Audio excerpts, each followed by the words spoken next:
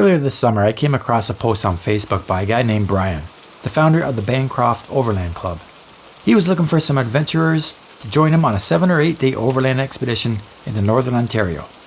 More specifically, from Sudbury to Timmins and back. Timmins, of course, being known as the birthplace of the beautiful and talented Shania Twain. The rendezvous for this trip would be a little town near Sudbury called Valcarin, and the plan was for me to swing by and grab my friend Lee along the way north. I was hoping that the pouring rain on this kickoff to this adventure wasn't a foreboding sign of things to come. I guess only time would tell. You know, I really enjoy traveling and getting away in my Bronco with my dog Lexi, partly because I love the peace and solitude of being alone in nature. I am the Lonely Overlander after all. But with Brian's proposition, I started to wonder, what if I'm missing out on something by traveling alone? But before we get too far into that, why don't I just take a second and introduce you to the participants joining us in this grand expedition.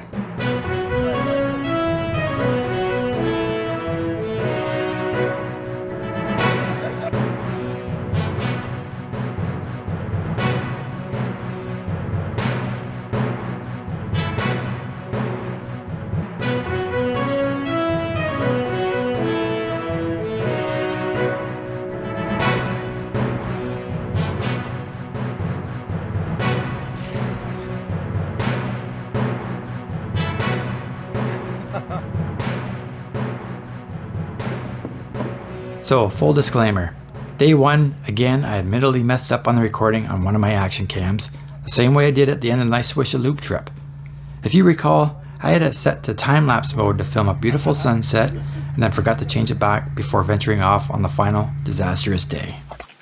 So it was this time around, on my previous outing, I put the camera away without switching it back to regular video mode. And so, well, the first couple of minutes of our story kinda looks like this. Which is kind of unfortunate because straight away, as soon as we hit the dirt, we had some real nice obstacles to overcome. But not to worry, I still managed to get some nice footage with my other cameras. Even though the starting point for this gathering was approximately 5+ hours north of where home is, we were still in and out of the rain showers this early afternoon and it made for some excellent off-road travel. One of the more interesting trucks joining us along for this trip was this stock Xterra Pro 4X, driven by Matisse. This thing strikes a nice balance between 4-door convenience and practicality, and at the same time, a capable, short wheelbase and size similar to that of my 2-door Bronco. With his dealership connections, Matisse managed to find this rust-free example sourced originally from California. It actually wasn't until towards the end of day 2 that, while offloading footage from my one camera, that I actually noticed I messed up on the recording.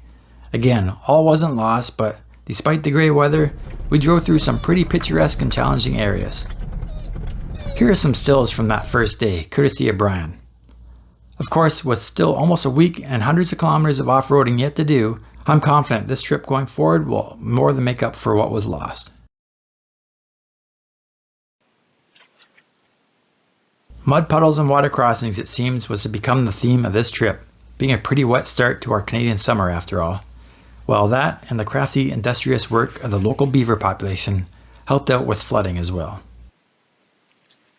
Trail overgrowth and bushwhacking was also going to be a recurring element to our travels, as Brian made sure off the main road exploration was going to be part of our plans. With the initial meetup scheduled for early afternoon, it was already getting into the evening on that first day on the trail, and the going was getting thicker and thicker and the daylight growing darker and darker. While the leaders up ahead stopped to assess our current situation, somehow Lee managed to put a wheel off a narrow section of trail and needed a self-recovery. First item on Lee's shopping list might well be ditch lights.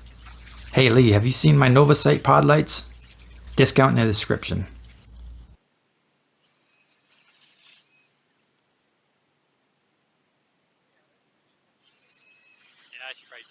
After some discussion, it was decided the best plan was just to call it a day and set up camp right there on the trail, in the dark, and in the pouring rain.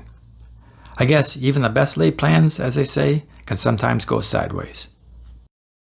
The first night we fell asleep to an incredibly warm and humid night, but awoke the next morning in the single digits after a cold front pushed through. Morning. It's cooled off a bit. It's cooled off a bit. I know, right? Gilles had the right idea. With his portable propane fire pit, a great piece of gear for situations exactly like this. With everyone slowly stirring and getting up, it was time to pack up our wet, soggy camping gear and get going on day 2. We won't leave you, I promise. Alright? We won't leave you. You go, puppy. There. Yeah, you calm her right down. You go, puppy. Until you walk away. According to Gaia, we were real close to breaking out of the bush and back onto the main trail, but with the overgrowth choking the trail more and more, we figured that was enough pinstriping for one day. So we all turned around and backtracked to the last junction we passed. However, getting turned around was a little more, shall we say, involved for some of us. Tread lightly. Or not.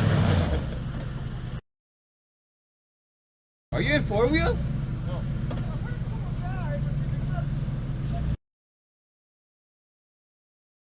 With Lee and my radio issues figured out, thanks to Jake, we were finally able to join in on the conversation. And it wasn't long before the topic of water crossings and beavers came up again.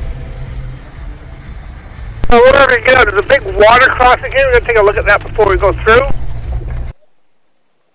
Alright. Looks like another beaver's gonna have a bad day. It's the same beaver. It's always been the same beaver. Beavers. I try. Pretty nice pelts, though. I prefer a little forest to explore, never mind the pelt. So you're saying you like the big bush? This is right on the left here is where that power line trail would have come out. With the cold front pushing through last night, it wasn't long until the clouds cleared and we were blessed with some morning sunshine for a change. So we're back where we started. 5 kilometers north of where we started, that's right. Because of the cramped, cold and wet morning waking up on the trail, nobody managed a proper breakfast before we headed out, but Brian recalled a snowmobile rest area we passed the day before, and that made for a perfect stop for a hot coffee and a bite to eat. I noticed Brian coming over to check out my 12-volt Bouge RV fridge setup. Turns out after this expedition was over, Brian went out shopping for a fridge of his own. It's definitely a game changer, and I'm sure it's an item that Lee added to his ever-growing overlanding shopping list must-haves. After having a bit of a lounge and chit-chatting about our first day on the trail, we were off again and heading down a well-maintained logging road at first. Brian curated and ran this route over 10 years ago. He calculated that we'd have enough time to do some exploring on the way, so it wasn't long before we turned off some of the lesser traveled 2-track. Back underway, I finally managed to pick up a single radio station. However, it was French language, and it was talk radio. Well, better than nothing, I guess. Yeah, I lost my antenna too, not just my mirror. And his Toyota's falling apart. Lights on. That's awesome.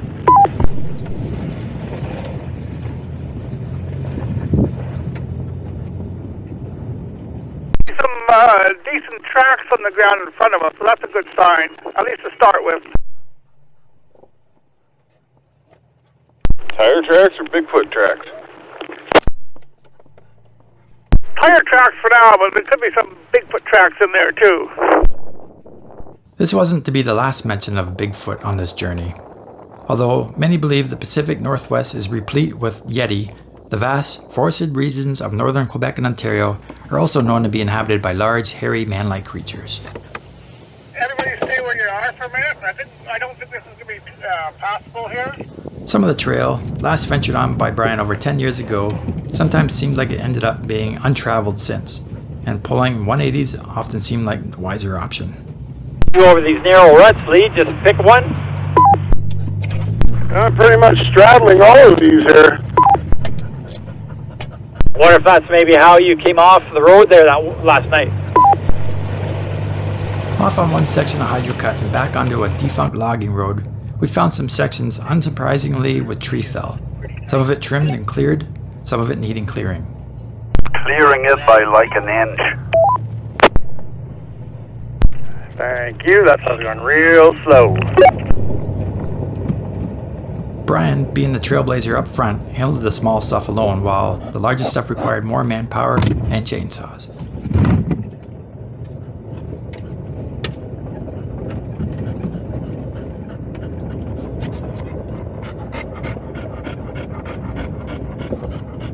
Got a tree in the way and could probably use some hands.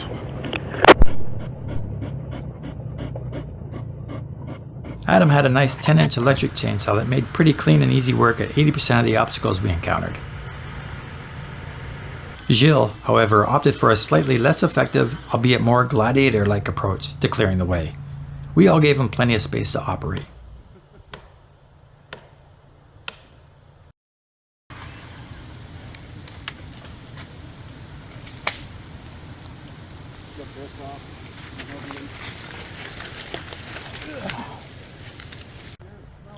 Of course, part of the risk of running over fallen trees isn't just tire punctures. It's got to think my suspension. Yeah. You know, he's riding too high. We got to lower it. You got a branch up in there? Oh shit. Ready to take out a diff breather or brake line? Yeah. I just looked back and I was like, that doesn't look right. I remember once I drag a branch, like I was exploring some trail. When I got back to gravel, like there's a weird noise. What the fuck is this? Like could you... Then I stopped and it was like half a tree. Wedge somewhere and it was just dragging.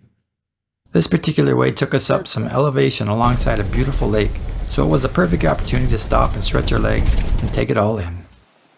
So there's a spot just up here overlooking the lake on the right-hand side. It's a really cool spot, so I'm just going to stop there. Tracks right here, Brian. I'm guessing that is what we heard this morning. That's what it is, yep. Down the whole lake. Wow. This also brought us beside the main Canadian Pacific rail line, which runs all the way across the country to the west coast.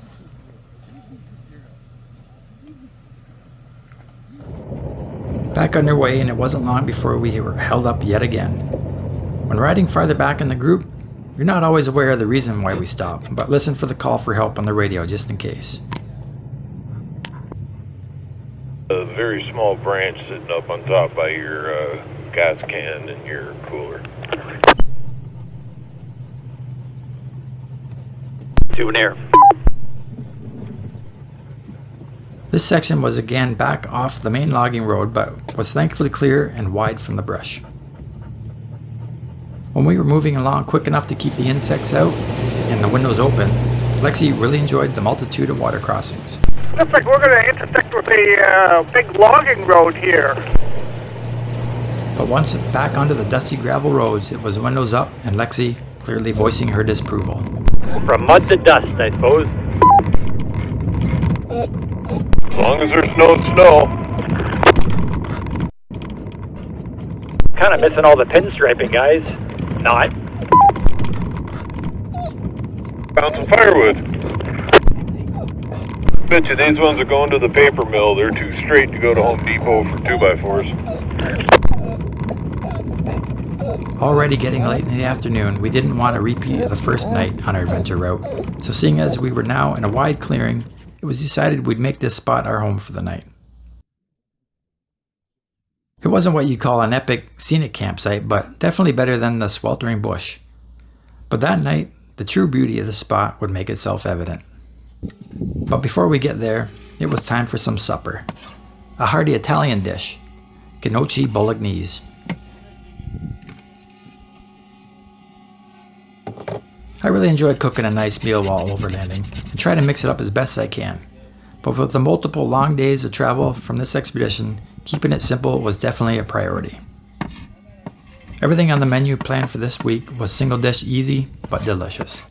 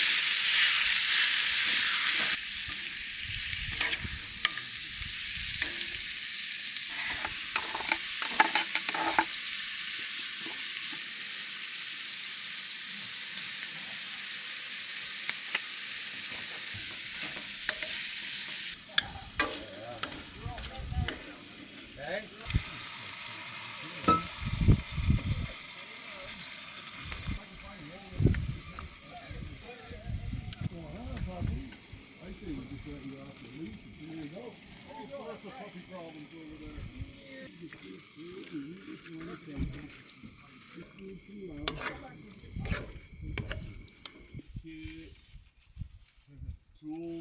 for now. Take up space and help me.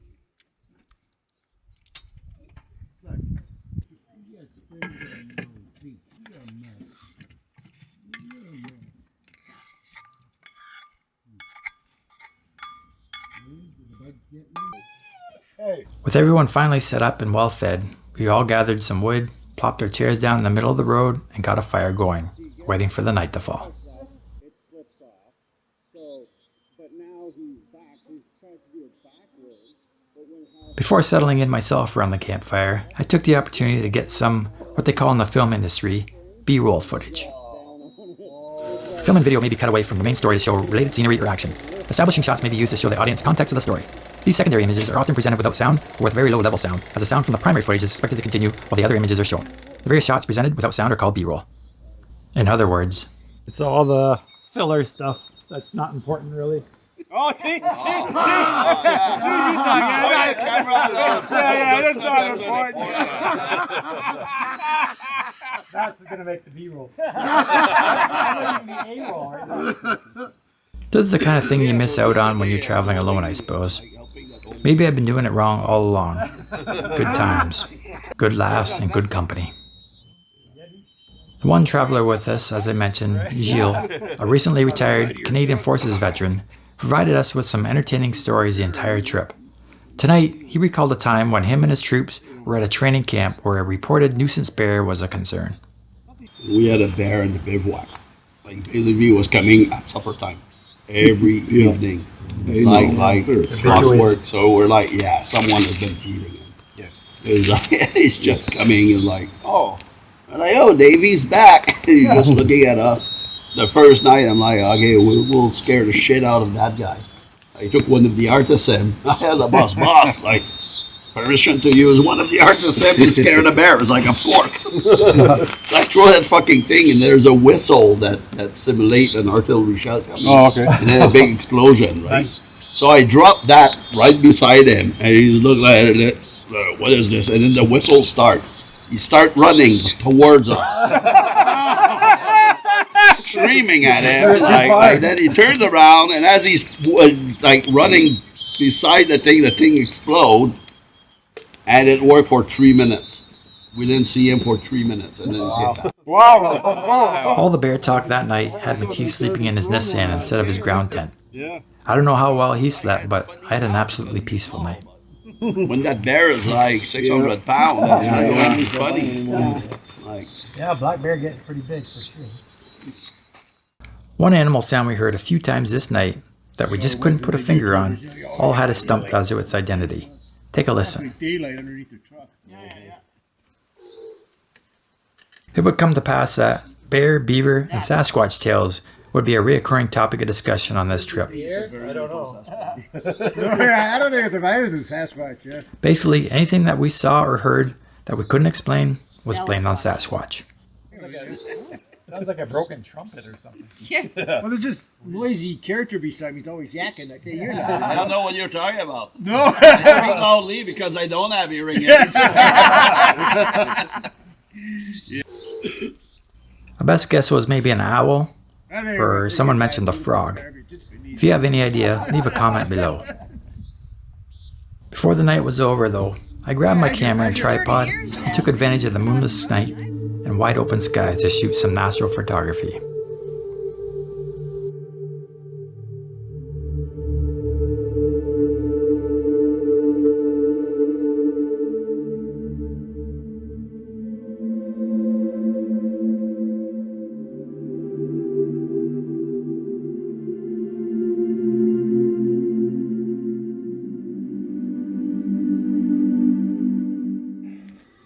Brian started his day off right with some packed bacon and fried eggs.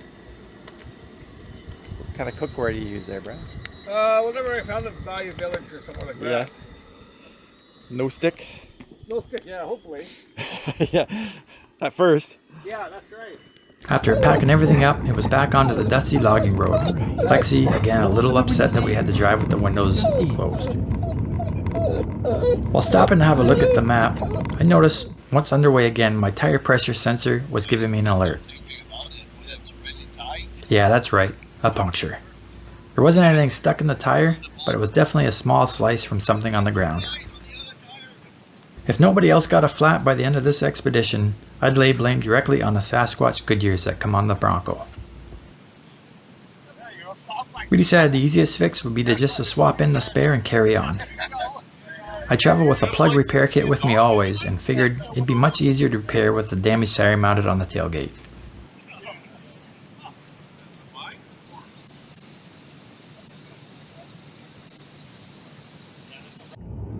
I like driving down this road. This is a nice little tour. Kinda wishing I had a rally car right about now. I wouldn't care how fast I am, I just how much air I can get over the jumps. Does look like fun, but I wouldn't want to be that passenger. Or the spectators. Today we'd come to approximately the halfway point north on this trip, and we took the opportunity to air back up before hitting the pavement, traveling west to the Watershed gas stop for fuel and to resupply. If you're in the area, the pizza slices there are definitely worth a stop. And on a long, hot, dusty trip, some ice cream certainly hits the spot as well. What is this strange road surface? I don't know, but it's yucky. I like this base. I'm supposed to be in Timmins to meet Shania Twain in a day or two. Aired back down once again and back on the road, we eventually traversed one of the structurally better bridges on the trip. Bridge up ahead. I'm turning around. Looks like it has rails. For whatever reason, I still find bridge crossings a little sketchy. Lexi certainly didn't seem fazed about the water crossing in the least.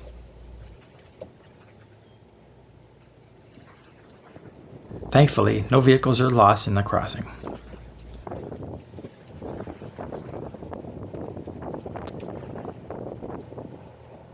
Jake, we're going the other way.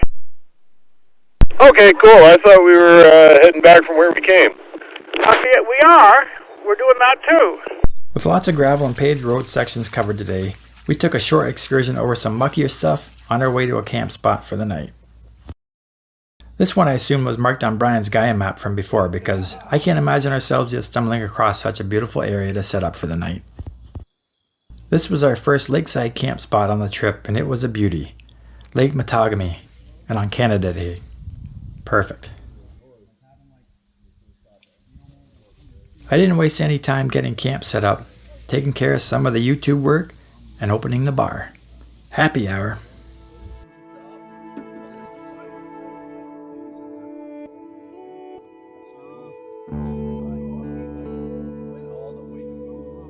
The weather today was perfect and it looked like we'd be treated to a fine sunset over the lake. What a perfect way to end the day.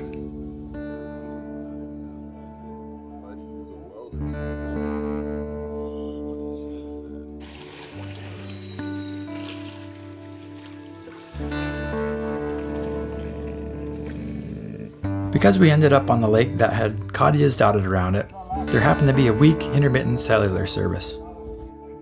A lot of us got caught up on our social media and email posts, but unfortunately Paul and his wife got some bad news through a text, and this would be their last night with us on the trip. Their company was definitely missed.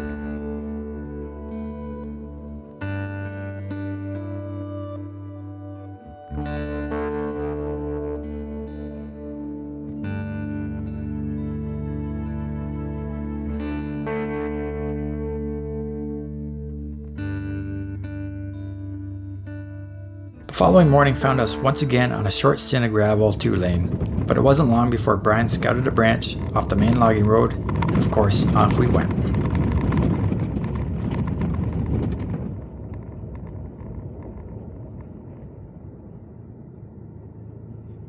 Guess it's time to put it in 4-wheel drive.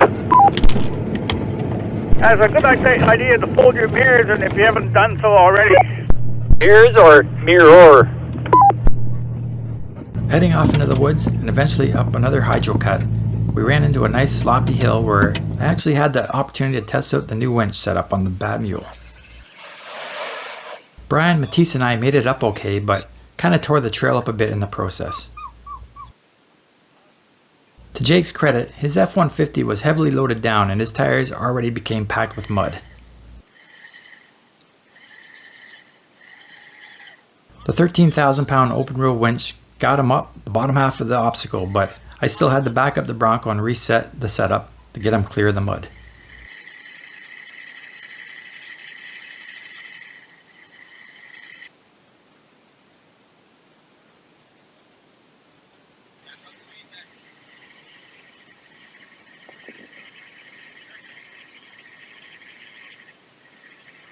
Next up it was Gilles in his equally loaded down Jeep Gladiator. You need some power. Oh, you're just digging.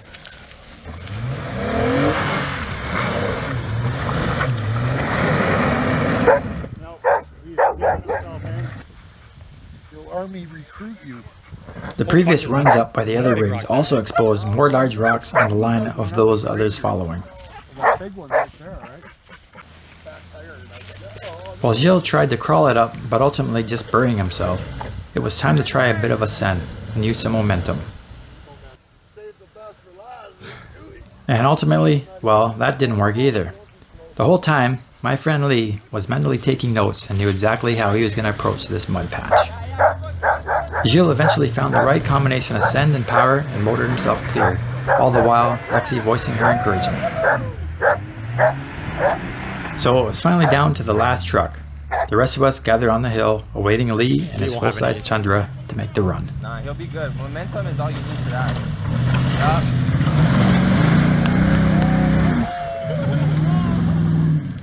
Starting up with lots of momentum, once clear of the boulders and potholes, it was lots of V8 power and four-wheel spin to finish off the mud pit. What are you doing on content for your channel, Eric? Do you need some more shenanigans?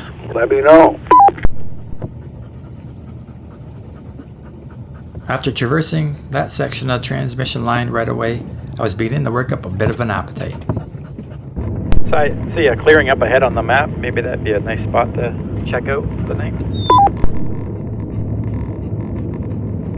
E-brake.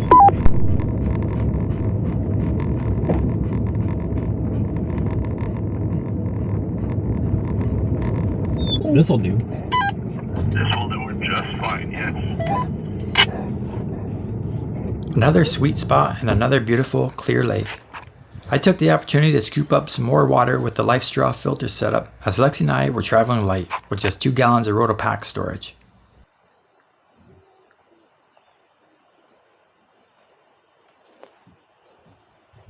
Been charging it while he's driving, so he's been using it, so works for me, helps him out.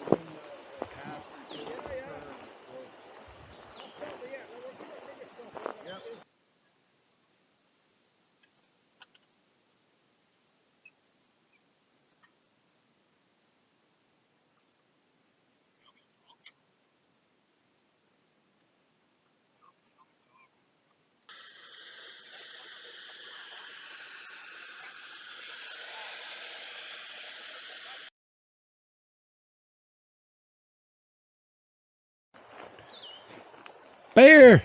There's a bear! Oh, it's just Lexi. With a bite to eat for me and the dog and a fresh cup of hot coffee, it was down the road yet again, and as soon as possible, off the main stretch and up a side trail.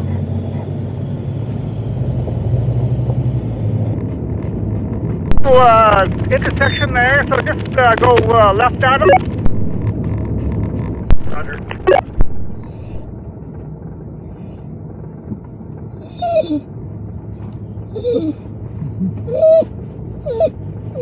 We eventually came up to a lone contractor standing there, holding a construction sign at an intersection. We decided to take the turn in his direction.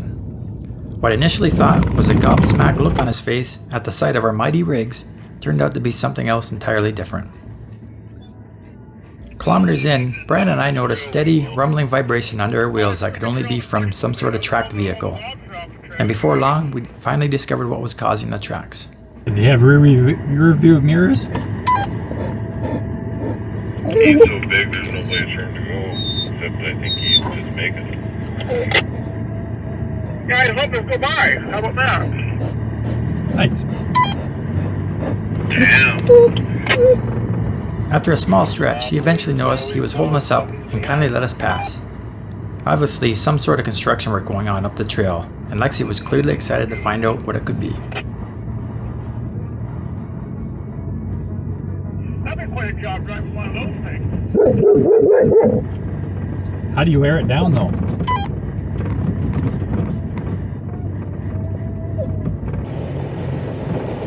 After yet another decent beaver, or rather water crossing, we came across another track dump truck until we finally ended up at the construction site, which unfortunately was bridge work. So this was the end of the line for us. The dog goes completely feral when we're out here like this with these people. You can probably hear it. A decade ago, this was probably a viable crossing. Luckily, they were opening up the region for some logging and needed the pass capable of taking fully loaded logging trucks across.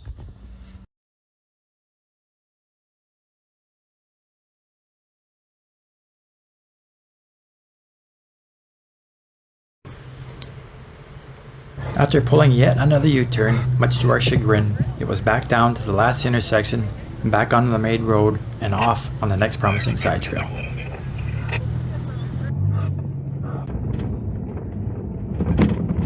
Turned on to left here a little bit is the other end of where they were doing the construction the other day. This section of the expedition had us on some nice surface, not overgrown or rough, so we managed to make up some lost time because of the detour. With the skies eventually looking a little gray and the day growing to a close, we'd be fine coming across any spot to set up for the night. Bridge up here about a kilometer. We can stop there for a little break and be more out in the open too, I think. That'd be ideal. Sounds good. Sense of water crossing in our near future. I think you're right. Beavers dammed the road. Yep. They have. Trying to flood the whole area. But not before some pesky beavers gave us some more water crossings to traverse. Can't be that deep there, hey? No, it can't. Maybe a foot. Yeah. After Brian waded across by foot to check it out, it was determined the crossing was pretty sound. Firm bottom, not too deep, so again, he led the way over. Nice water, it's long. I just walked it. It's about knee deep or less, all hard rock bottom, so it should be no problem. Yeah, nothing crazy. That was awesome. You'll probably drain it now. Yeah, and then the beavers are gonna come fix it. Yeah.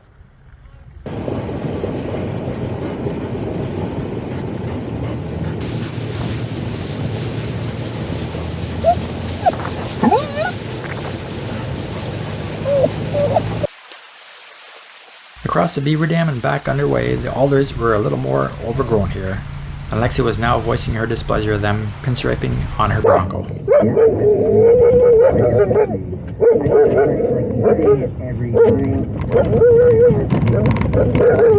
Which was just as well, as we soon found a widened section of trail we decided to set up for the night. Anywhere along here is good, I think.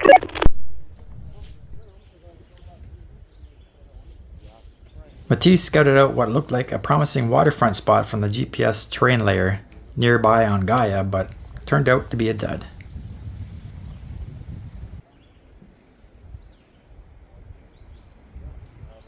What a jerk.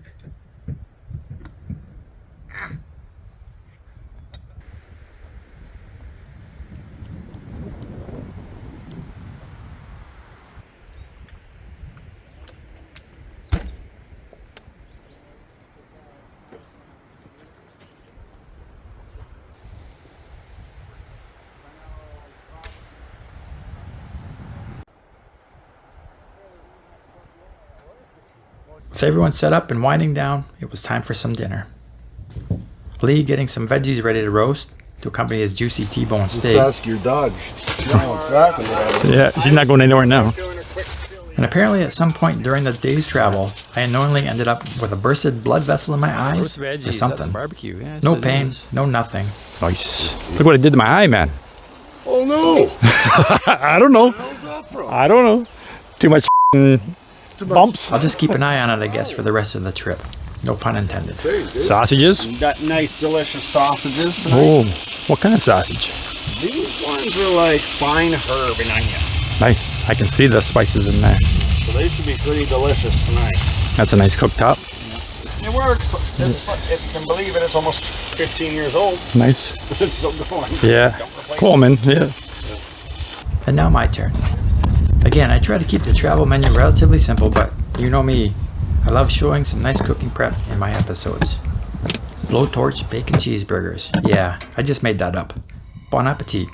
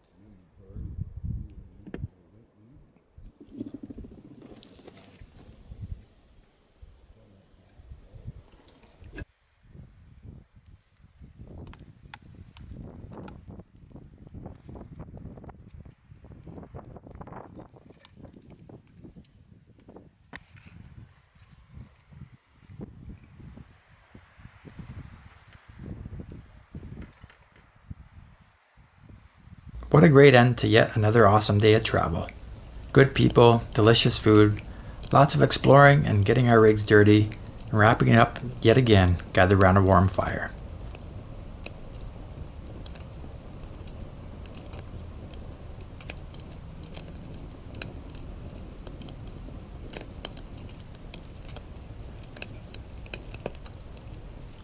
If you enjoyed this episode, I'd love it if you gave it a like. And if you want to catch the conclusion of the Star Expedition, click the subscribe button and notification bell. Thanks again for watching.